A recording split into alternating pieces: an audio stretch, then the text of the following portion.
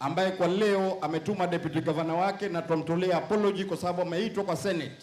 Hizi ni center mbili ambazo yeye ameziweka, zinataka ziwe fully equipped ili kuona kuwa zitakuwa rehabilitation center to complement ile ya Miritini.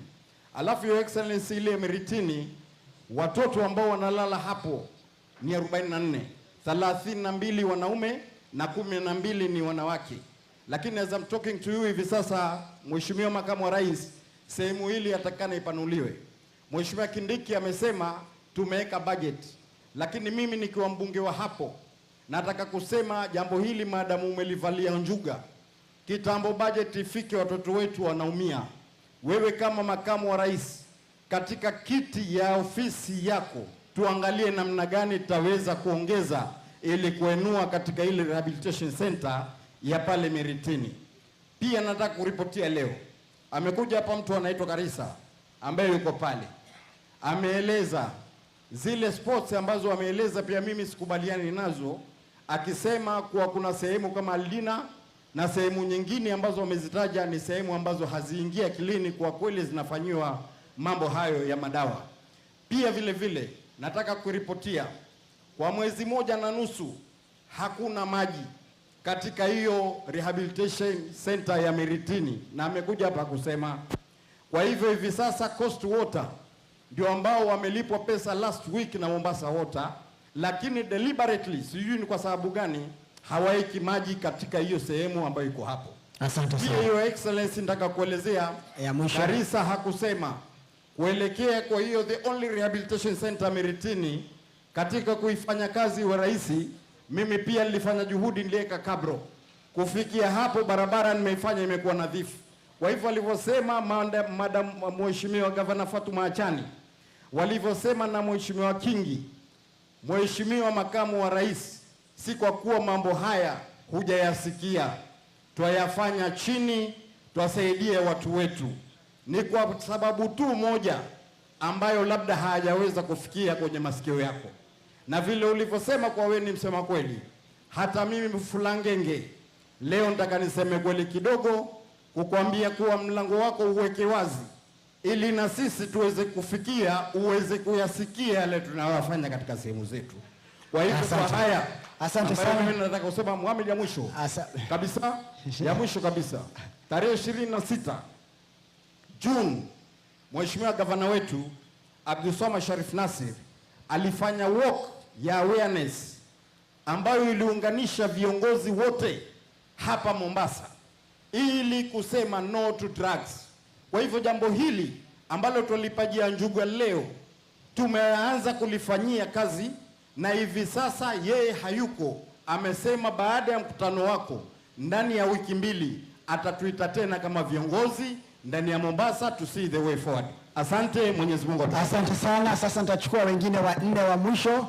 Mheshimiwa Mashako utakuwa wa mwisho kama mwenyekiti wa Coast Parliamentary Group. Wewe ndio utatufungia chapter. Si namna hiyo? So nitachukua hapa Senator, nitachukua Dado, nataka kubalance na county. Charlotte tusamee, Mombasa imeongea. Haya kule because kuna madam wetu hapa Senator, Mheshimiwa Senator, alafu ufunge kazi wewe Msambweni. Tutamalizia hapo. Lamu nishapatiana. So dakika 2. Asante Your Excellency. Sisi kule Tana River taabu kubwa ni muguka.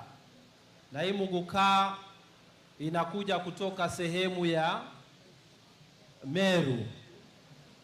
Muguka pamoja na Miraa, they go through several counties mpaka zifike hapo kwetu. Na hii shida ingine ya a little bit of hard drugs upande wa coastal constituency zinatoka supply chain ni Mombasa. So we have a supply chain from Meru and a supply chain from Mombasa.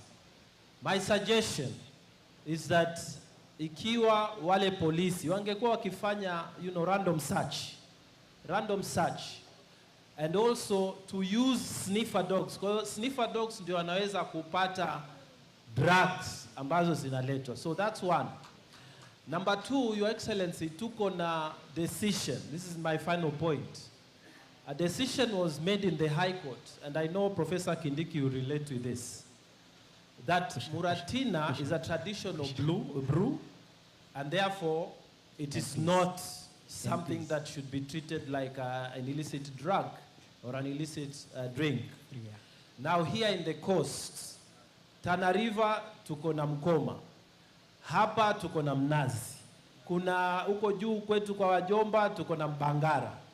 So the question, I think this goes to the DPP. You need to have a discussion. How should we treat traditional brews? Are they going to be part of us?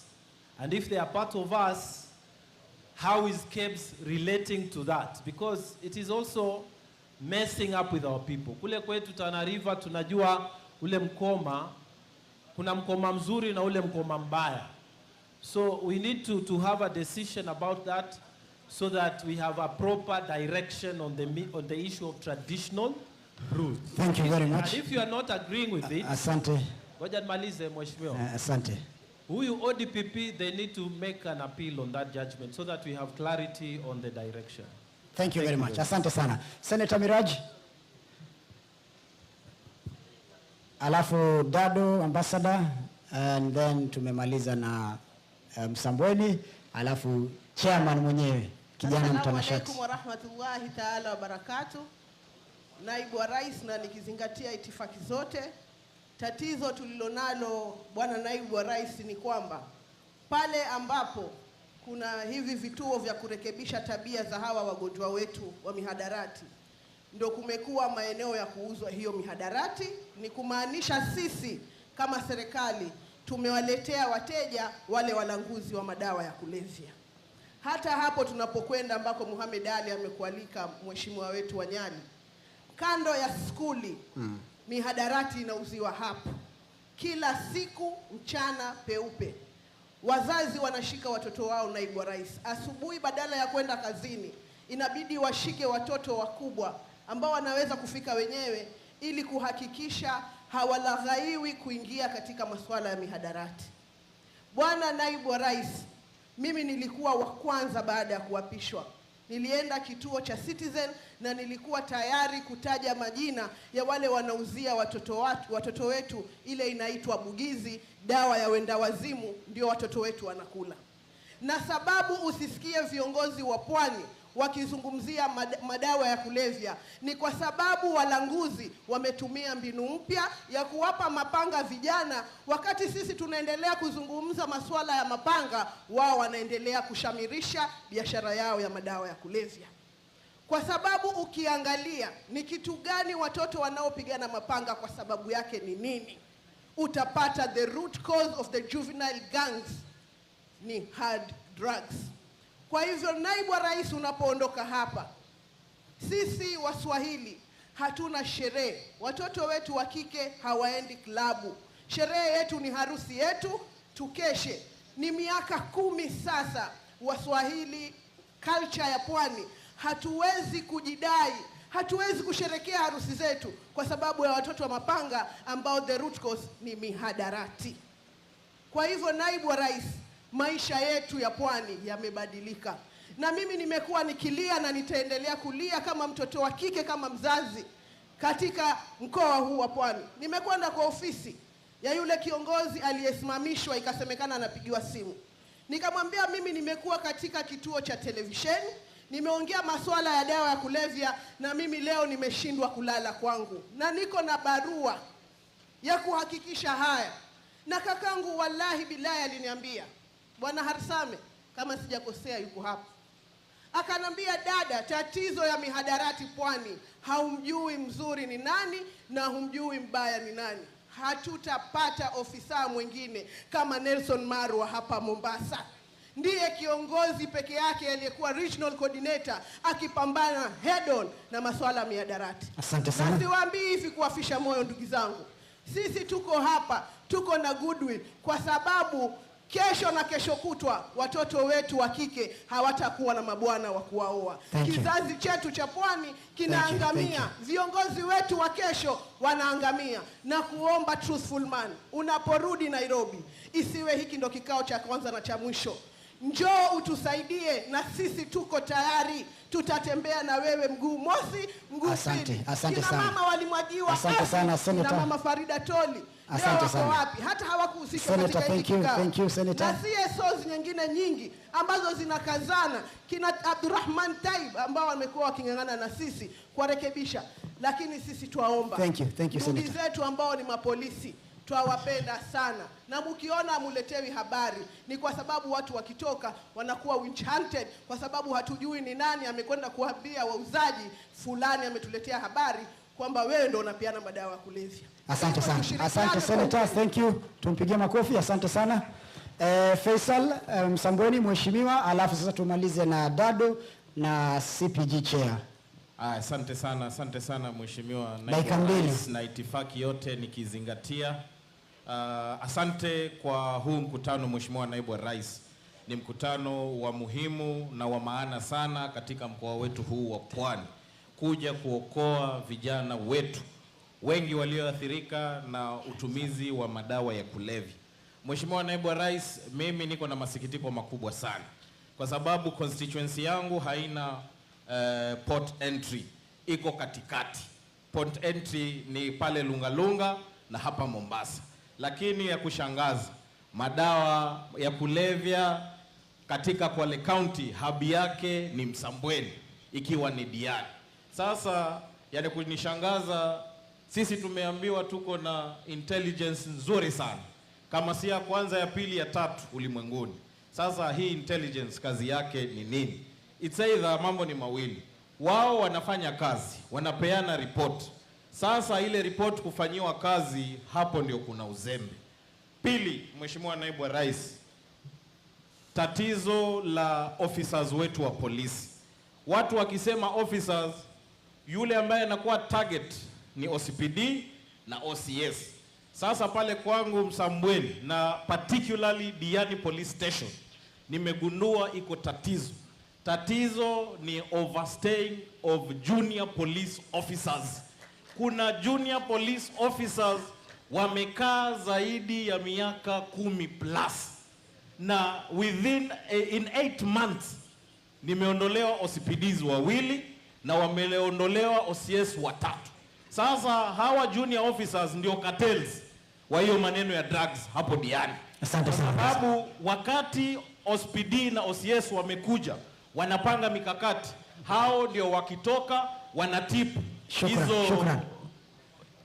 Tulia mwa. Shukran. Hao ndio wanatipu wale wauzaji wa hayo madawa. Yes. Hao ndio wanatipu wale wenye chang'aa, dens na mambo kama hayo. Kwa hiyo unless hawa junior officers pia waangaliwe na watolewe, waletwe fresh men and women officers ambao watashirikiana na hawa OCPDs na OCS. Asante sana Governor Dado, alafu tumalize na mwashako mheshimiwa tuweze kukamilisha. Dakika 2 tafadhali. Your Excellency, I'll put it in very precise points.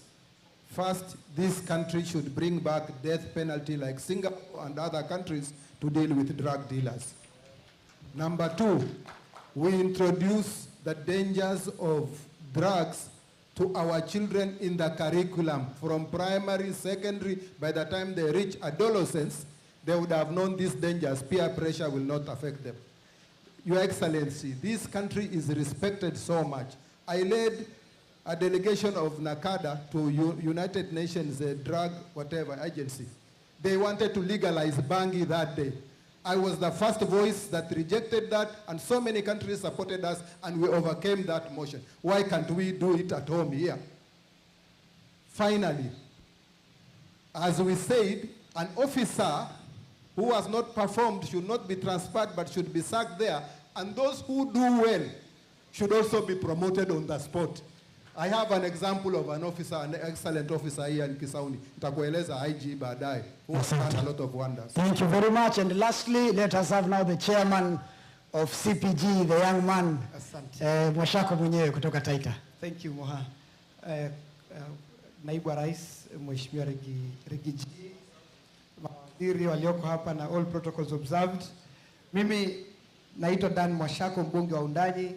Mwenzangu Haika aliongea masuala ya Taita Taveta, lakini nataka nichangie tu kwa ujumla kama mwenyekiti wa vuguvugu la wabunge na maseneta wa Pwani. La kwanza, Naibu wa Rais, if there's one thing I would want to support you, it is this business you've started. This is one thing that touches my heart. Yesterday, I buried a relative, a nephew, who committed suicide because of msongomano wa mawazo kwa sababu ya pombe.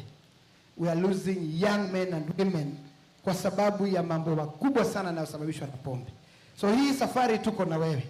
Na la pili niseme kwamba wabunge wengi hapa ambao watapata nafasi ya kuongea, naomba niseme kwa niaba yao kwamba these members of parliament of this region are doing so much, His Excellency.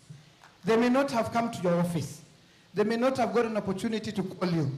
But I want to say on their behalf that there is so much each and every member of parliament is doing on these matters, illicit brew and mihadarati. I have cases here, my friend from Lamu West was telling me, he kitu imefanya hapa na kada. It must have been a desktop appraisal. Because wabunge hawa wote hawajui hiyo report. So we are wondering, Nakada, who are you working with if it's not members of parliament? Because even the places that have been mentioned here, even in my constituents, you mentioned Sungululu. Sungululu is just a very big area. It can't be a place where mihadarati na pombe inauzwa.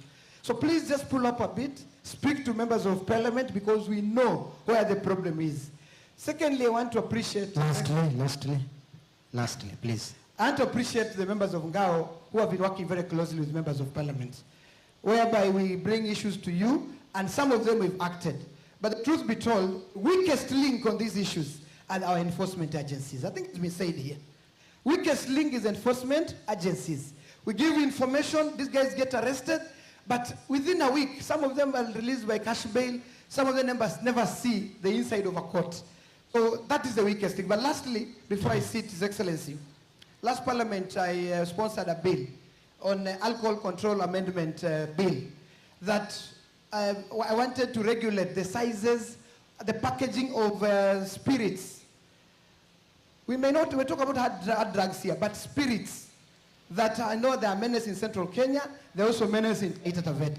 There are cartels that are cooked, making that illicit brews, packaging it with certification from KEBS. Yet, these are what you call kill me quick. Pombe ambayo inauzwa rahisi na ni 250 ml. The bill I proposed, which I would want to come to your office, maybe renegotiate and see how it can see the light of day, because it was fought left, right, and center, His Excellency. I wanted to increase the packaging of spirits from 250 ml that is easily accessible by young people to minimum 750 ml and make them returnable containers. So that then, first of all, we deal with the spirits that young men take, the boda guys carry, and they drink everywhere. You have, that is one thing I'd like to negotiate. But last one, thank you very much, Mashako. Asante sana. Tumefikia mwisho wa hiyo. Nitawachia sasa katibu ya kudumu, lakini nikisema hivi, tafadhali. Asante sana. Asante sana. Wacha niseme hivi, ninaomba His Excellency, after this event, which is a very good event, a coastal event, I would like us to have the county-specific events. County-specific. And where possible, my governor invited you to Taita. Possibly you can even coordinate and chair the Taita Taveta event. So that when you have county-specific events, these members of parliament will get an opportunity to speak and air their grievances about this issue. Thank you, His Excellency. Hi, asante sana for the men and women in uniform. Thank you very much. God bless you. Na mjisi mko nyumbani. Asanteni sana. Let's give Mheshimiwa Moha another round of applause. Now, as we wind up, I just want us to listen to some of just 3 officers who also work very hard, and it's good that at least we get to appreciate the work they do despite the difficult circumstances. So I would want us to listen to the DCC from Vita Sub-County, Mr. Mwawi.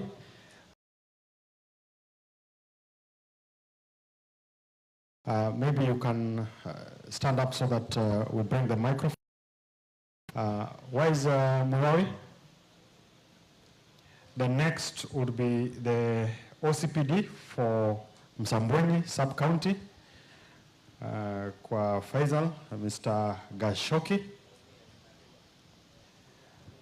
And the last would be the ACC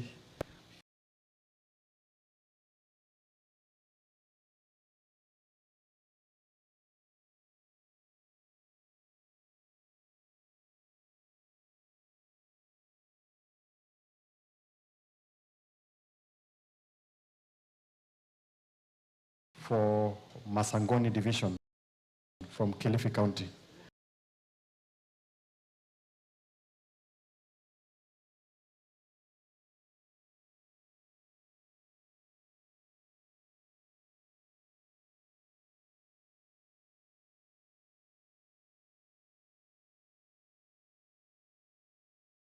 Ya Mombasa vile imekuwa zamani. Tungependa kuona watalii wetu wakizuru mji na wakitembelea ule mji bila wasiwasi.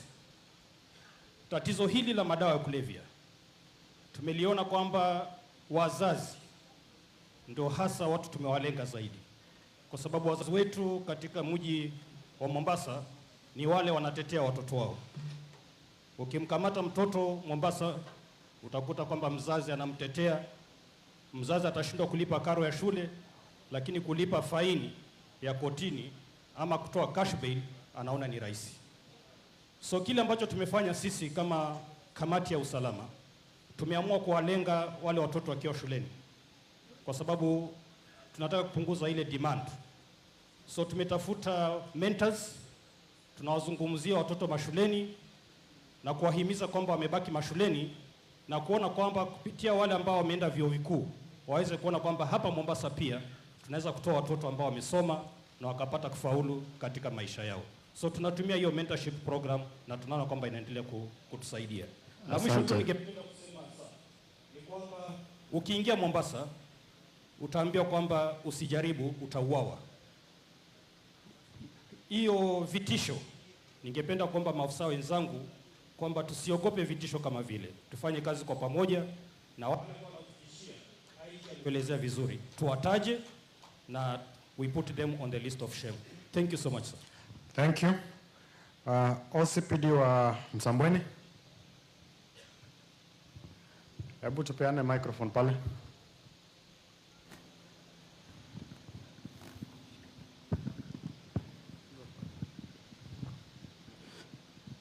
Thank you. His Excellency, the Deputy President of the Republic of Kenya, all protocols observed, good afternoon. My name is Francis Kashuki, Sub-County Police Commander, Musabweni. First and foremost, I'd like to thank our Deputy President and the Government of Kenya for convening this very important meeting to address this menace which is becoming a national crisis. I think this meeting is very important. We are not here to blame one another, but to bring our heads together to find a way forward to save our generation.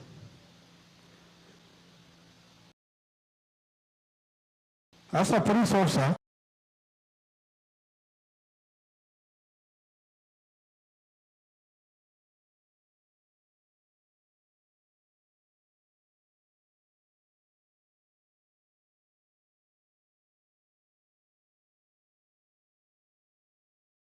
one type of policy is intelligence oriented. We also need political goodwill.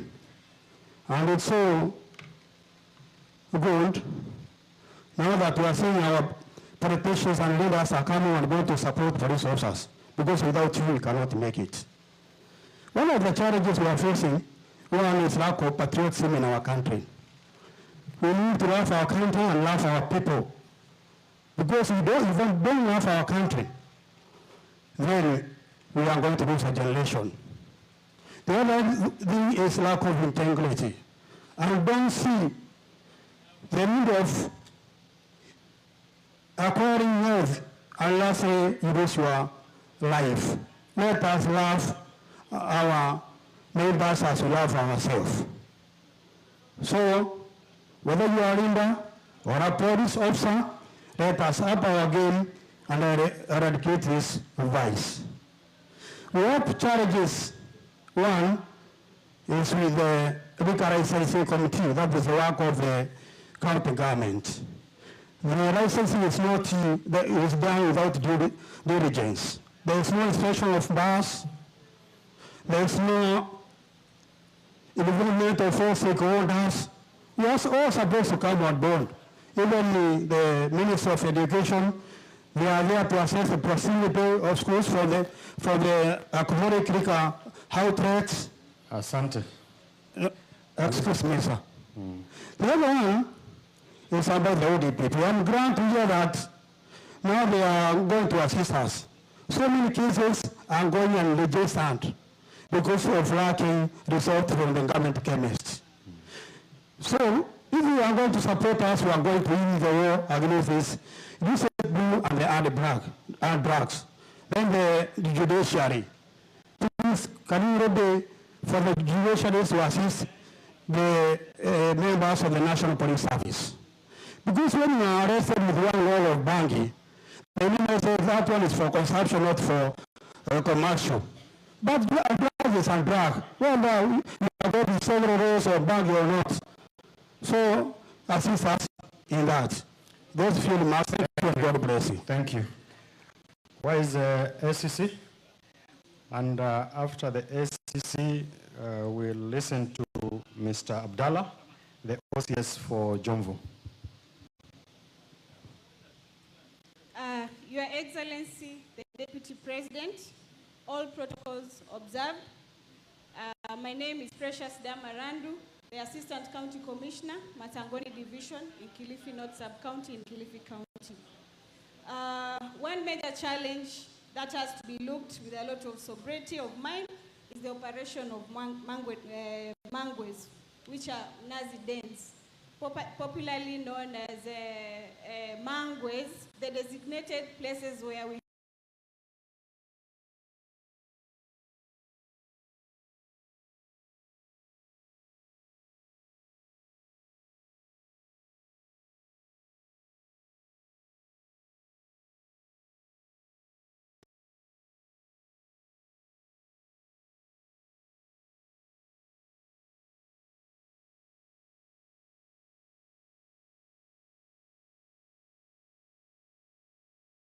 And I'll give an example of where a mangwe, and tumesikia pia kutoka kwa gavana wa Kwale akisema kwamba hapa kuna rehabilitation center, nyuma yake kuna mangwe. It's all over here in Coast, where we have the time of operating these mangwes. Mlevi anakuja kwa boma, mangwe iko kwa boma ya mahali watu wanaishi. Mlevi anakuja kwa boma, mama alikesha akiuza hii pombe, mtoto wa shule ameamka anaenda shule, lakini anaambiwa wewe serve huyu mlevi alafu uende shule. Akifika shule kuna mangwe ambayo iko karibu na shule. Mlevi anaimba, mwalimu naye anafundisha. So it's important that the county government, just to complement the national law on liquor, we have a commitment from the county government that regulates these mangwes. Specifically nimesema time, location, what to sell and to whom, ili tuweze kusaidia watu wetu. But generally, we are very grateful and we are committed as the Ngao team to ensure that our area, the Coast region, is free from drug and substance abuse. Thank you. Thank you, Madam SCC. Mr. Abdallah.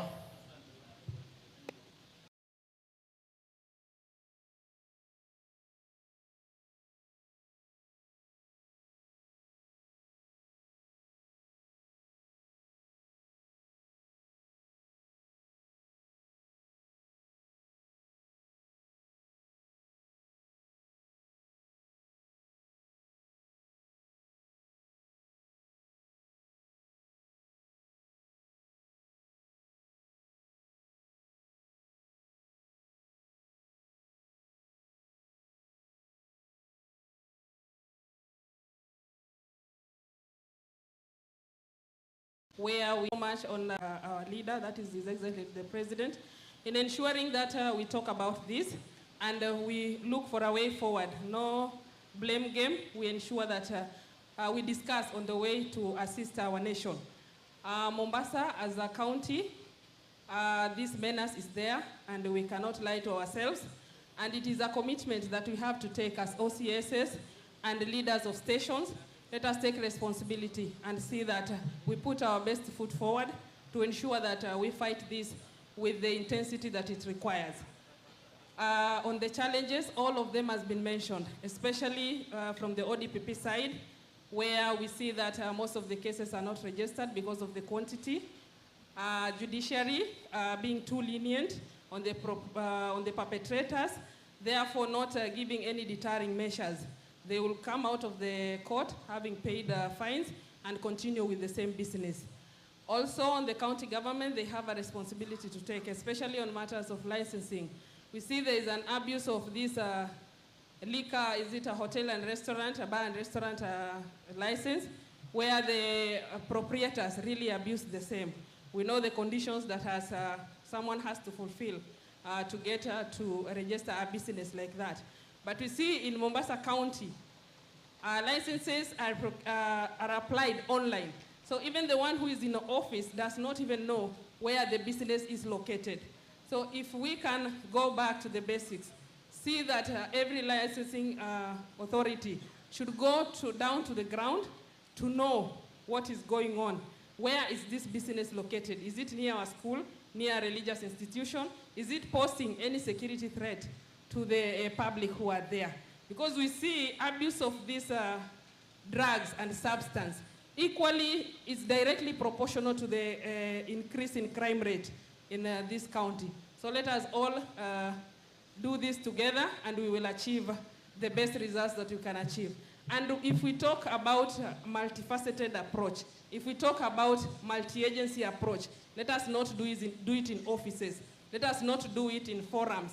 Let us do it on the ground.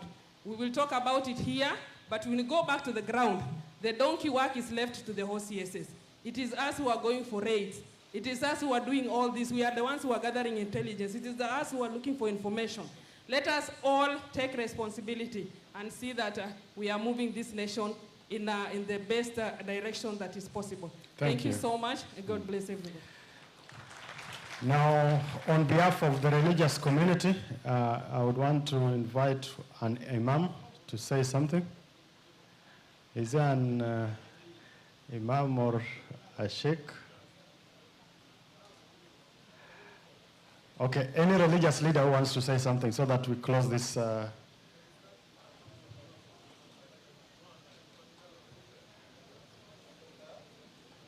Can we give the microphone to the imam?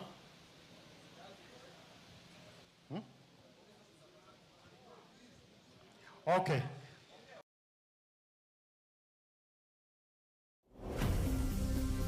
Serikali hii ambayo imeongozwa na Mheshimiwa Rais William RUTO ndiyo itakuwa serikali ya kumaliza kutoka Kenya hii shida na aibu ya uhalifu na kutojali sheria. We have to work hard so that we can justify the faith, the commitment, the sacrifice you have made to make us who we are.